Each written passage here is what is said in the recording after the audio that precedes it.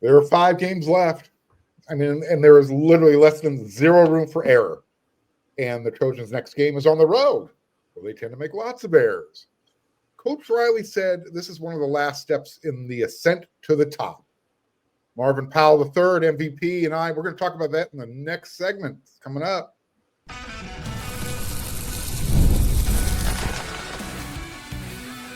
You are Locked On USC, your daily podcast on the USC Trojans, part of the Locked On Podcast Network, your team every day. Fight on, everyone. I'm your host, Mark Holkin. We got MVP3 Marvin Powell III. It's Monday, so you know he's always going to be here. And we want to thank you for making Locked On USC part of the Locked On Network your first listen every single day. Whether you're watching the show on YouTube, wherever you want to download this podcast, this show is free. This show is always going to be support.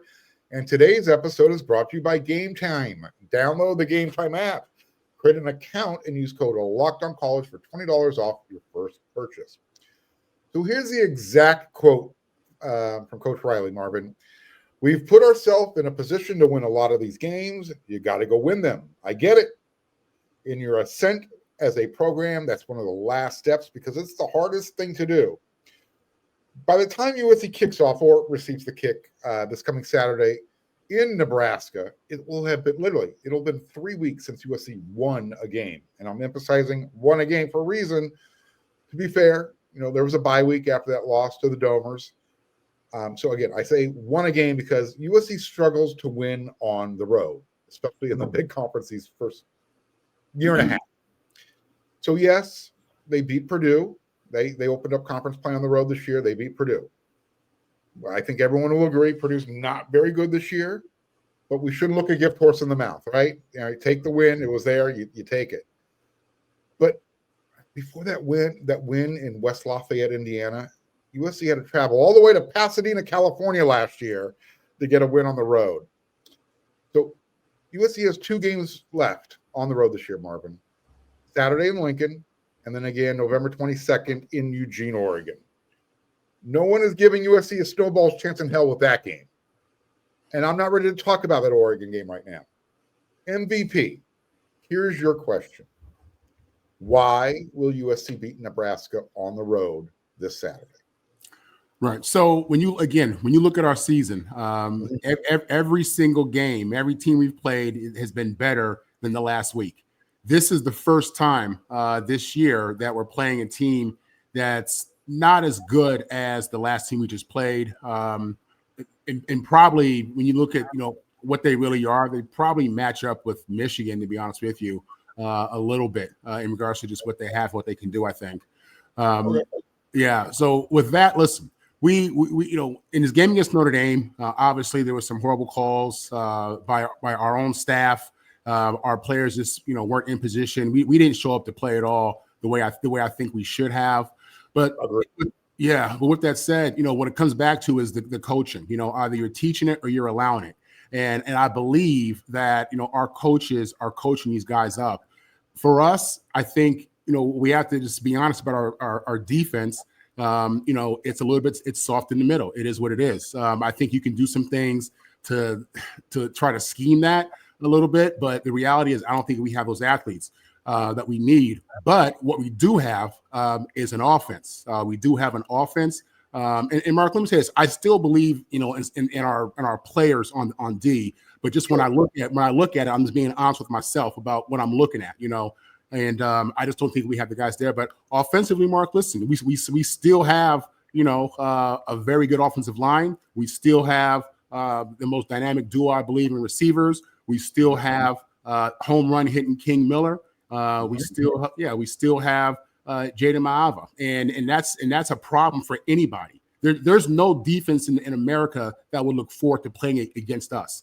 And with Nebraska, listen, again, this is probably a good team, but this team athlete wise can't match up with us. They don't match up with us. We should be different in regards to what we're able to do to them versus what they can do to us. And I'm looking forward to seeing Lincoln Riley coming off another bye, having our team prepared. I'm looking forward to seeing Antonlynn and our all-star defensive staff that we, celebrated this offseason. I'm looking forward to seeing them scheme something up against this quarterback. And I feel good. I feel good about the matchups. I do. This isn't Notre Dame. And listen, at the end of the day, the standard, against Notre Dame should be the standard for everybody. You don't play to your competition, but the reality is this is a team that we should beat. Being on the road, obviously, is the concern because Lincoln hasn't won a big game on the road. But that has to, at some point, that's going to end. And I mean that's not forever. You know what I'm saying? So our teams and our program has been getting better piece by piece. All right.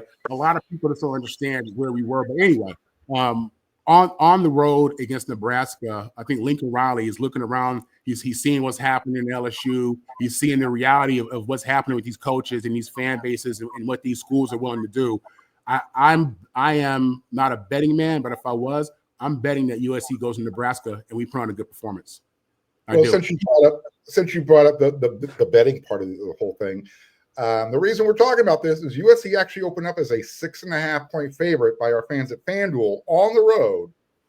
And usually you think of Nebraska, that's always going to be a tough environment for any team to go in and play. Well, Nebraska's just defensively, this is going to be a blackout. It's going to be a night game. It's pulled out, obviously. But defensively, they're terrible. Their defensive line is just a non-entity. And when you watch them on offense, there's really, like you said, there's not really anything they do that scares you. I mean, they struggled at home to beat Northwestern. And so I think where Nebraska can hurt USC, and you talked about it when you start at the top of this segment, is up the middle. They've got a running back. His name's Emmett Johnson. And if USC did not focus on their fundamentals this past bye week on tackling, gap assignment, all that kind of stuff that the coaches, that Lincoln Riley and Antonlynn spoke about at practice last week, I don't know. Are they going to go into Lincoln, Nebraska and live up to that, 6.5-point line? And think about this. This is how bad Nebraska's offensive line is. They got destroyed by Minnesota. They gave up 9 sacks. Right. And then I mentioned the Northwestern game. They struggled at home. But Mark, the fact that USC has to show that they can compete or compare or be better than Northwestern and Minnesota, I can't believe I'm saying that. I know. USC has to be better than those two. Yeah, you're right. But listen, at the end of the day, the game isn't played on paper. All this, we should beat them because they beat them and they beat that team. That's not real. That's not real at all. That's only in your head. That is not a real thing. Listen, I was on that team at the Sun Bowl that was 17-point favorites, and we thought we were going to roll through TCU, and it didn't happen like that. For y'all who remember that, anyway, Nebraska does not, as I said, they don't match up with us athlete-wise. That means nothing. Listen, this is going to be their biggest game at home probably all year from their fans' perspective. Okay, so as you're saying, I mean, these guys are going to show up, and believe me. USC is the number one team on everybody. We're the number 1 or number 2 team on every single schedule we play. All right. Sure. Absolutely. Nebraska is going to come to play. They're coming to play. This isn't, I think we handle them in the end over the course of the game. I think at the end, the totality of athletes that we have versus what they have makes the difference. And obviously I'm saying this assuming that we don't have the coaching blunders that we had in the last game and that we don't have some of the horrible officiating, but let me not go there. Sure.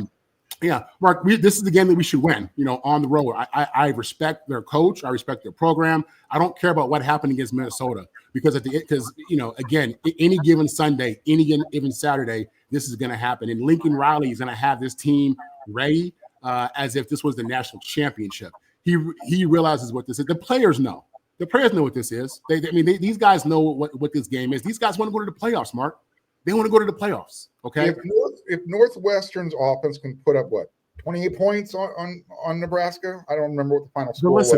But Mark, in the NIL era, you can't look at these teams like that anymore. No, what I'm saying is, I anticipate USC's offense being able to score like a pinball machine against Nebraska. We should be able to. No, we should be able to. We should be able to. And I thought, the reason why I'm pulling back on all that is because I had the same mentality going into Illinois.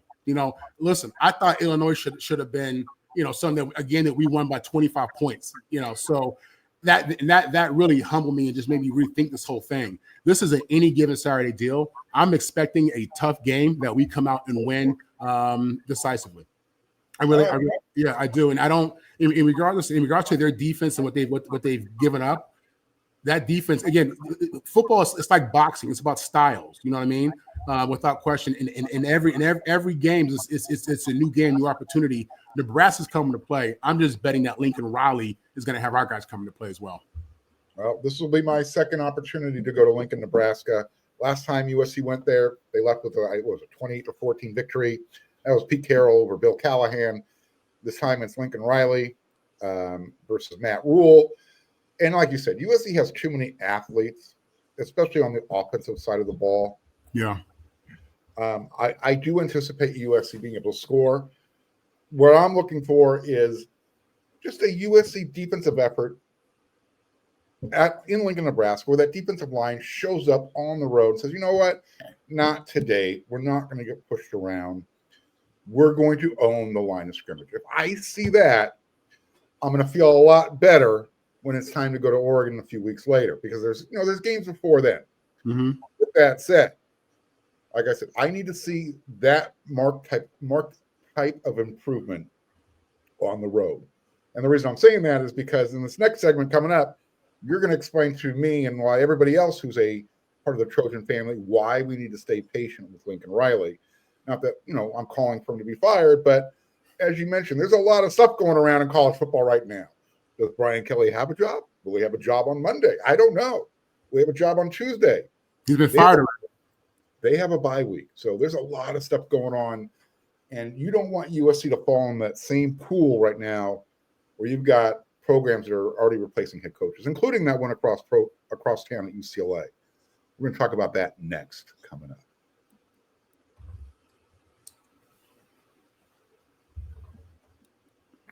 Excuse me.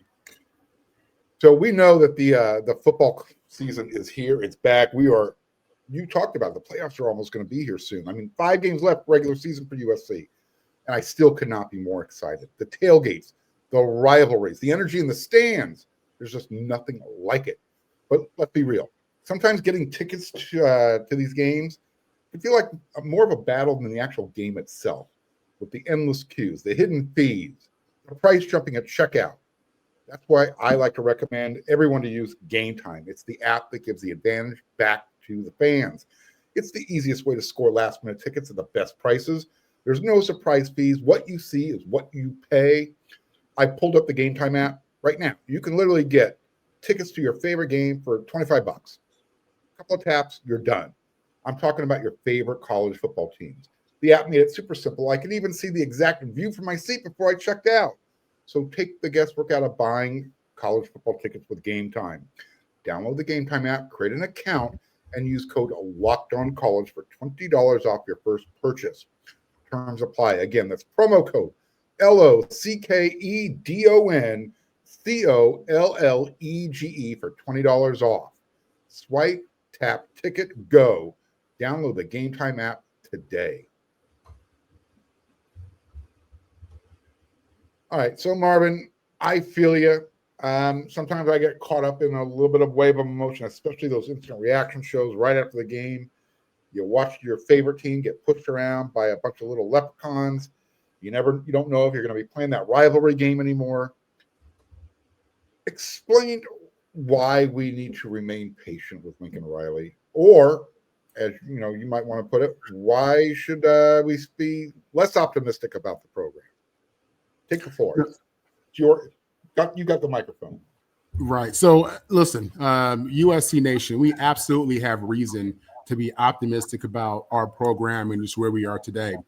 Lincoln Riley, when we brought him in here, again, we hired the quarterback guru, right? The quarterback guru who had successfully gone to multiple 4-team playoffs, which is extremely impressive when you look at it. This guy has developed Heisman quarterbacks, #1 picks, and he's had teams who were successful or at least at an elite level in that, they were making the 4-team playoff. When he came to USC, everybody's thinking, we're going to be that. We're going to be that program that's in the playoffs, in a 4-team playoff and the Heisman, and we're going to have the offense, and we're going to get this thing going. the reality is, Lincoln Riley came in here, right at the NIL era. USC was not structured, and just going back to Clay Helton, his predecessor. USC, really wasn't spending the money, didn't have the resources and the facilities to bring in these top athletes like you would think. I've heard for years how our facilities were behind, and people talk about USC, it's the rich school, they got money and all that stuff. But the truth is that wasn't showing up in our football department. Remind everybody, Marvin, where you used to have to work out and train. They used to call it the dungeon. Yeah, right. And listen, I'll be honest, and it was fine. It got the job done. But in regards to recruiting, in regards to bringing in elite athletes, because that's what you have to do if you want to be successful. You have to be able to stack your roster. Okay. Lincoln came in right at the NIL era. He got Caleb, and what did he do with Caleb? He obviously coached him up. Caleb won a Heisman. So Lincoln, came in and did the thing that he does the best and what he's known for: develop the quarterback. Back to the facilities. We got in Jen Cohen. Jen Cohen is football minded. She's thinking about the program. We got buildings up. We got Child Bowden in here now, our GM. We got our NIL together. And what we're seeing are the recruits coming. What we're seeing are transfer players coming. I think we missed this year on a few transfer players. What we're seeing on the defensive side, we're seeing coaches come. Again, we have an all-star staff that we're all waiting to see when they really show up the way that we expect them to, and we believe that they will. And our defense has gotten better, but we were slow. We were behind in bringing these guys in. Some of that was on Lincoln. Obviously, he held Grinch a little bit too long. But listen, once he got the guys in, the athletes came, and we see it with our transfer portal guys that we brought in, who are rated decently coming in, and we see it more so with that 2026 class that's coming in. Offensively, again, Lincoln's the offensive guy. This guy, he's shown us that this year. This year we've put up some points. We got players. He's developed them. We have good young players. So, our future is bright, and you take all that and you sprinkle in a 2026 class that's number one in the nation that's going to be here in the fall. And, you sprinkle in some more transfer guys that we'll probably get. I think Lincoln's going heavy high school versus transfer portal, but we're still going to get some pieces as we should.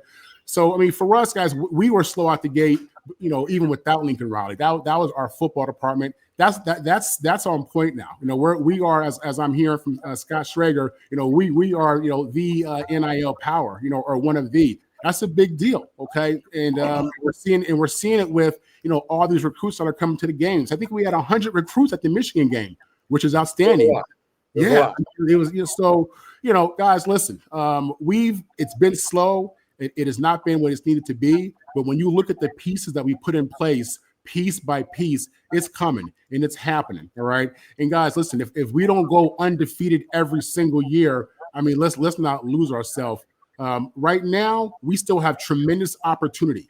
There is all I see right now for USC this season with 5 games less is opportunity. That's it. And that starts with at Lincoln, Nebraska, against a kid who was a 5-star quarterback coming in. And, just attacking his butt. But for USC guys, listen, you look at some of our younger guys, you look at our offensive line, we got guys coming back, assume they don't go to the pros or go or transfer, which I don't think they're going to do.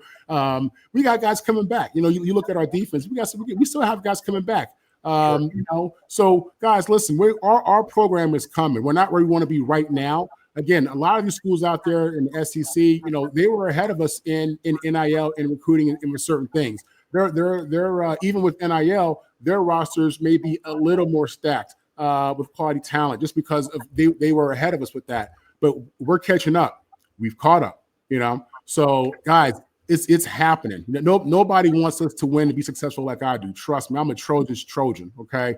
But the worst thing we could do is use the F word when it comes to Lincoln Riley, because all he's going to do is take all the experience he has from Oklahoma, all the experience he had from USC, and go to another school and win there.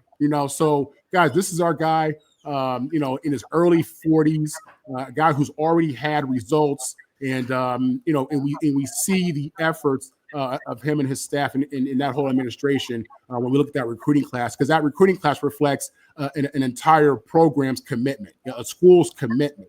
So we're committed to football now like we've never been before. I believe that.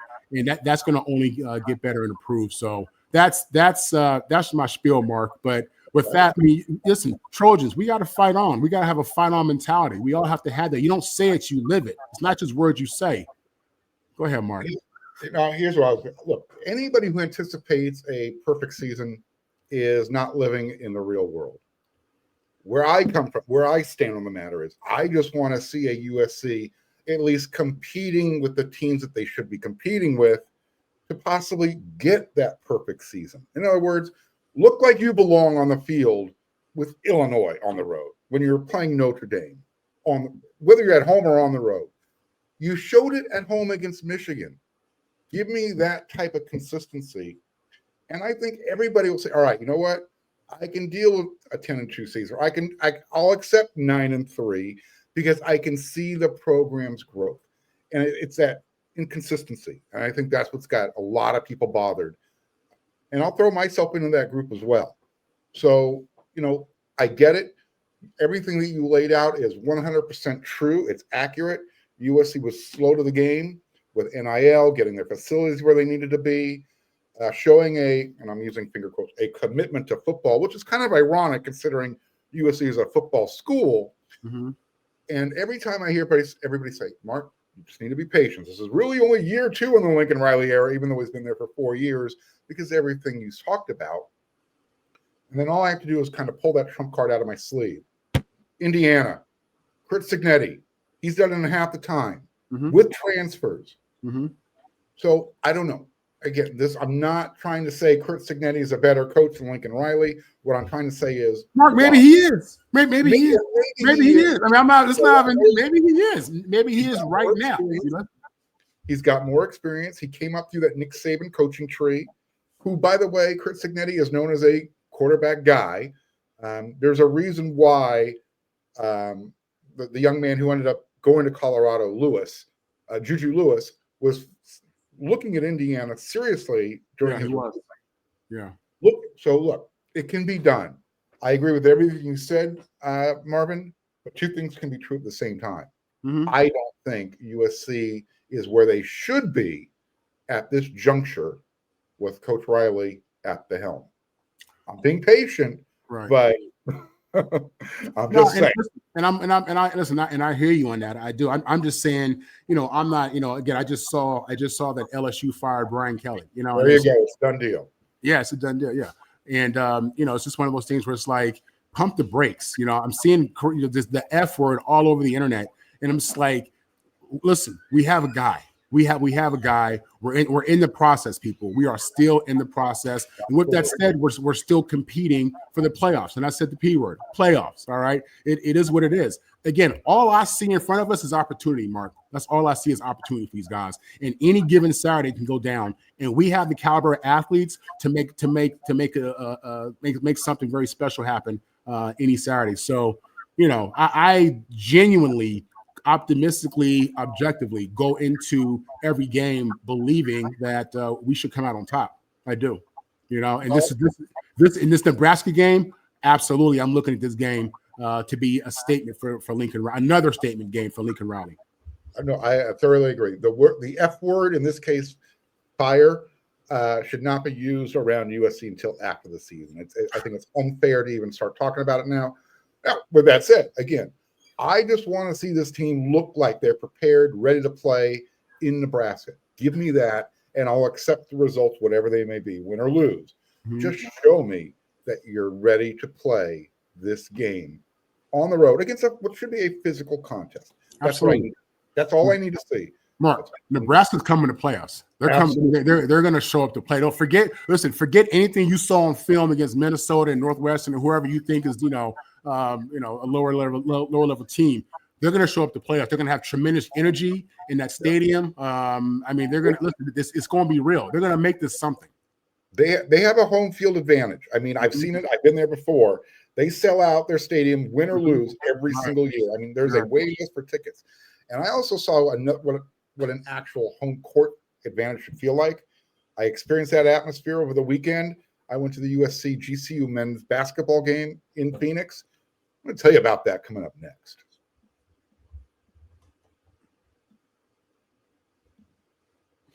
The NBA is back, and there's no better place to get in on the action than with FanDuel, the official sports betting partner of the NBA. Even if you missed the start of the game or you want to ride the hot hand, FanDuel has live bets on everything from who will score next to the fourth quarter comebacks. Plus, you can even combine your live bets on a same-game parlay for a shot at a huge, big payout. It keeps every game exciting, especially when your team's making that late push. Right now, FanDuel is giving new customers $300 in bonus bets when your first $5 bet wins. So head to FanDuel.com to sign up and play your game with FanDuel, the official sports betting partner of the NBA. All right, MVP, since we're talking hoops right now, when you were playing football for USC, did you ever consider trying out for the hoops team? No, man, I wasn't that caliber athlete, to be honest with you. I came into USC as a safety, and it was so bad. They had to move me to fullback. I wasn't that caliber athlete, but at fullback it worked out. But no, I wasn't even thinking about that. How many times did you and your brothers walk over to the old LA Sports Arena? Because I'm not sure I will ever forget that smell, that scent. Mm-hmm. It's like a mix of popcorn, stale pizza, bad pipe drainage. And there's also like this antiseptic smell lingering behind it. But the USC doesn't play there anymore. Mm-hmm. I know that's where you got to watch USC play basketball. I think you mentioned Stace Bozeman was one of your guys. Yeah, I played when I was at SC. Stace Bozeman was there, and Stace was a heck of a player for us, man. I mean, tremendous athlete, LA kid, multi-sport athlete, and he was a guy who was solid for us. Unfortunately, when I was at SC, we our basketball program, this wasn't it, And, it doesn't matter when you were there. That's pretty much been the whole tell of the tale. Yeah. Basketball has always been the redheaded stepbrother at USC, and I'm hoping that changes. Look, I love basketball. I used to coach high school basketball. I'm passionate about it. I went and saw USC play an exhibition game against Grand Canyon University over the weekend. For all that is holy, that is what a home court atmosphere should look like in college basketball. Really? If you're not familiar with it, go look it up on YouTube because it is crazy. Their student section, which, by the way, is one sideline and a baseline, which has their band, everybody shows up at least an hour early to fill the stands. Everybody shows up in a costume. Chad Baker-Mazzara, who was one of the newer members of the basketball team, he was a member of Auburn's Final Four team last year. Right. I asked him after the game, I said, what was this like? It was like a frat party. And he was absolutely right. It was crazy. Marvin, explain to me why USC can't get that type of enthusiasm. Galen Center now is right across the street. You don't have to walk past the Coliseum to get to the arena. Why can't USC attract that type of energy, that type of fandom for the basketball program? I don't get it. With the Lakers, with the Lakers in town, and you look at the history of USC women's basketball. You would, and it's a pro town, pro city, big sports city. You would think that our basketball program would be up there like some of those Big Ten schools, where we have good football program and a good basketball program. I don't know, man. So when I was there, we had Jeff Trepanier was one of our players. Favorite? Oh, dude. Yeah, Jeff was the man. Yeah, he was the man. We had players, man, but I don't know why we haven't attracted the athletes like that, like them people across town. Those people get them. They've gotten them. I was there, unfortunately, to see them win a natty my freshman year. It was a horrible day. Anyway, any day. Anyway, but no, it happens. So again, I think it comes down to the commitment. I think you'll get what you really seek, but that comes down to a commitment. So I don't know if USC basketball or our athletic department has really gone out there like some of these other schools have. Because why would you not want to play sports, college sports in Los Angeles at a school like LA? The weather, the lifestyle, and in the NIL era, this is paradise. I'm thinking for any kid, living in Atlanta, living in Florida, living in some small town in Mississippi. Why would you not want to come out here? So I don't know what's going on with that. I like what's going on. I like our coach now. Yeah, I like his energy. Yes. I love his energy, and I know we just got a couple almost 7 Couple foot seven twins. footers, Yeah, from New York. that's what I'm From saying. New So, York, which is a know. basketball mecca. So if you can attract a couple of top 50 players Mm-hmm. from New York to come all the way out to USC and play at Galen Center, which, by the way, is a fantastic arena. If you haven't had the opportunity, I encourage everybody, go check it out. Because there's no reason, Marvin, like we're talking about right now, that USC cannot be one of those programs like a Texas and Alabama and Auburn, a Florida, Exactly. a Michigan, a Michigan State, Right. where you could, you know what, you could be proud of 2 sports at one time. You really can. It's okay. Yeah, it's strange, man. So I listen. I like our head coach. I want to see us make a run. What were your thoughts? Are we a tournament team or what? So I like what I saw. They beat Grand Canyon 67-61. Yeah. By the way, I think that is also a tournament team this year. Coach Musselman is going to need a few games, probably the first month of the season to let this team kind of find themselves. Again, they flipped over the roster. 10, 11 guys out of the transfer portal. So they're still getting to learn each other's how to play with each other. But I like what I saw. There's pieces there. They got a 7-footer. His name is Gabe Dines. He controls the paint. And he's not one of those, sloppy, floppy looking type of guys. He plays with some, he plays to his size. Right. I like what Chad Baker-Mazara brings. He's got that experience. He should be experienced. He's, I think, 26 years old. But exactly. Yeah. USC has a guy named Jerry Easter. He had a double-double. So they've got the pieces. I like the style of basketball that Coach Muss likes to play. They like to get up and down. They play defense. If they can rebound and if they can make their free throws, this is going to be a dangerous team by the end of the season. So, yeah. Get out there, check it out. Don't wait for a freebie. The student section, they show up when they're giving away T-shirts or free pizza. Show up, enjoy yourself. And I get it. The games during the week, make it a challenge because of traffic, LA, yada, yada, yada. When USC's playing on the weekends, go look at their schedule. They got some good teams coming in. Okay. Show up, fill it out, because I am tired. Last year, Michigan State, when they played at Galen Center, it felt like it was 50-50. And it shouldn't be that way. It should not be that way. So I saw firsthand what a home court atmosphere looks like. And I was like, wow, we need to bottle this up somehow and bring it back to USC because it was crazy. Yeah, no, I hear you, man. People in LA got too many options. They got too many options. So, if not seriously, and that's part of it. We got to win games. We got to win games for them to show up, unfortunately. But you brought up Jeff Trepanier. He played on an Elite 8 team, and with Sam Clancy and Brandon Graham. Right. That was a fun time. I want to get back to that. I really do. So. Me too. We're going to talk more hoops as the season goes along, but we're still deep into the football season. We got Nebraska coming up this week. I'm going to have Marvin back later this week. Again, we're going to talk more about Nebraska, get deep into it, really focus on the game itself. So look forward to that coming up this week. And by the way, everyone, when you're done making Locked On USC your first listen every day, don't forget to check out the Locked On Big Ten show that's hosted by Craig Sheeman. His Indiana Hoosiers are number 2 in the country right now, I think. By the way, USC's number 23. They jumped back into the AP poll, and they didn't have to play.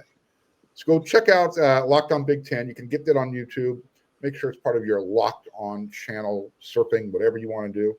I'll be back with another episode tomorrow. So until then, everyone, you know what to do.